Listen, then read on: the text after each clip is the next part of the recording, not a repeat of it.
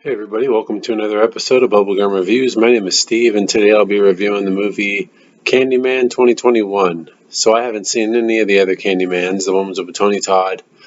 I'm just heading right in, brand new. My fiance wanted to see it, so we decided to go see it. Well, she decided. I did what I had to. No, I kind of did want to see it. Anyways, so a little quick summary. Anthony, also Yaha Abdul-Mateen the second. So yeah, real quick, the cast is who I just said: Tiona Paris, Tony Todd, and Coleman Domingo.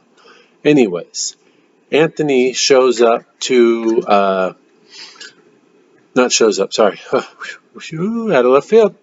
Anthony is a artist slash painter who has kind of went on the downfall as of recent. Well, he's trying to get his status back up, and he's looking for his Nick to paint. Well, one day he runs into a guy who starts telling him about this Candyman story, legend, and he does a little research on that, and he decides he's going to start painting through that. Well, he keeps digging, keeps finding more paintings, keeps digging a little too far, and yes, that's all I'm going to say about that. Anyways, I don't want to spoil anything because it's still new, and I just don't want somebody to be like, he ruined the movie for me, god damn it.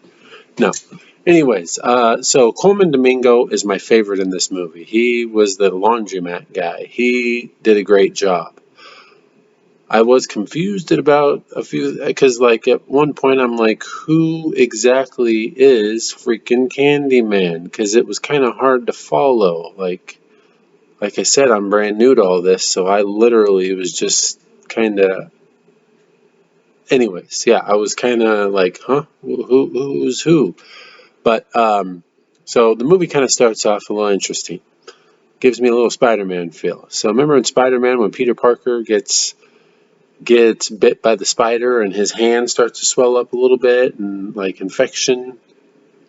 Well, in this, he gets bit by a bee. His hand starts to swell up, and his goddamn arm starts to like look like it's rotting to where it comes up to his face and everything. Nobody seems worried by that. He literally, people see him looking like he does, and nobody's like, God damn, you need to go to the doctor. We're taking you to the doctor. No. They just go about it like, oh, well, whatever. Unless it's something where only he can see it and they can't.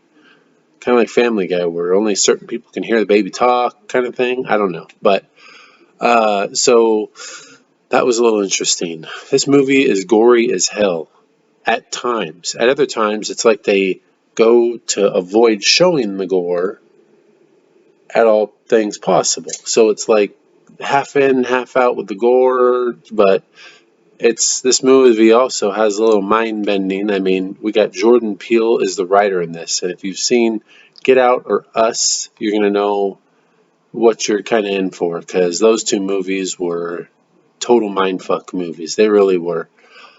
I really enjoyed both of them, though. I mean, wow. So the music for this is a little. I don't like it. I'll just be simple. I don't like the music in this at all. But with that being said, the music fits this movie pretty damn good. Like it, each time they use it, for the most part, I'm just like, wow, that I don't care for that, but that really hits where it should on the music spot. So one other thing, so the little when anybody's telling a story and they do like the little almost like paper cutouts and they have like the little like a not a mannequin, but you know like the marionettes. Is that what that is? I think so. They have like the little shadow and stuff. That's really cool. I did enjoy that. That was a pretty simple yet cool aspect of what they did in the movie. They kind of use this movie as a platform for talking about gentrification and the cop, not cop corruption and stuff like that. So that was pretty interesting to throw that in there. I wasn't opposed to it at all. I was like, holy cow, this is interesting. Cabrini Green, if you read up on the history, it's a pretty interesting read as far as that. I mean, pretty messed up too, but yeah, I mean, that's a old, way, not way back, but I think 1960s, 70s. But yeah, anyways, this movie overall, casting was great, writing was great. The director, I felt like she did a pretty good job, and the ending, as far as, I'm not going to spoil anything, but as far as the way they went with the ending, I was told by my fiance who's seen the other ones, Candyman's main purpose is to scare the crap out of people, instill fear, I guess that's kind of the same thing, and also kill people. I'm not saying they didn't do that in this one, but the ending kind of felt like they went at a little different with it, but I enjoyed it. I enjoyed this movie. One thing I did want to bring up before I go into, actually, you know what? I'll do that at the end. So, director, we have Nia DaCosta, who I've never seen anything she's done. She's getting ready to do the Marvels for 2022. IMDb either gave this an 8.3 or 6.4. I'm not really sure. Two different sites are giving me two different numbers.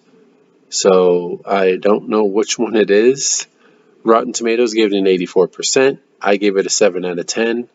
If there was something I could tell you to make you want to watch this, it would be Jordan Peele. His, and I guess the acting is really good. So those two things are the main reasons I would say to watch this. Box office of so far at 33.8 million on a budget of 25, so it's 8.8 million. Made 8.8. Writer, like I said, Jordan Peele. So my interesting little fact is apparently during filming there was a bee infestation from what the director was saying. Well, isn't that interesting considering Candyman is like swarming with bees and stuff, which that's one thing I didn't understand. What is it? He's called Candyman, but he's got bees and honey on him. Like, I personally, I mean, I do want to see the old one. I do want to see the very first one. I'll probably end up eventually, maybe if I'm bored, watching 2 and 3, but mainly I just want to see number 1.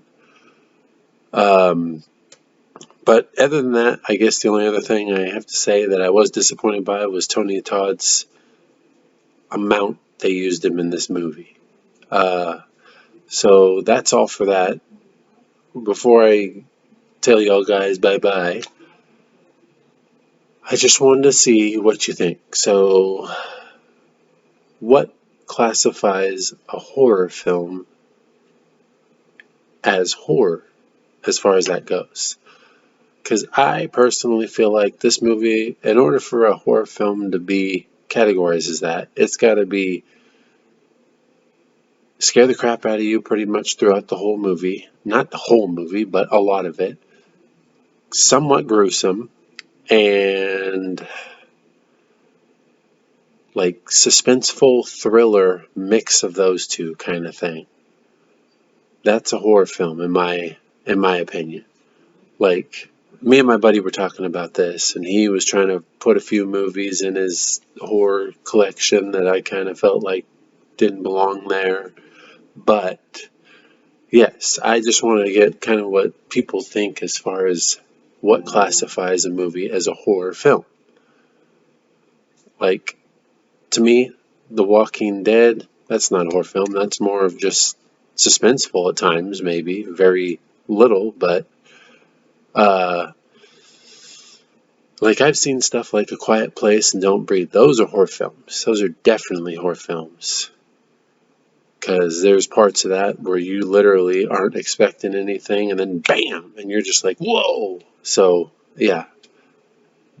But anyways, that's all for that one. This will be, let's see, next up I'm going to be watching, probably today, probably today. The man. So that's all for today. You guys have a good day. Like and subscribe to my page.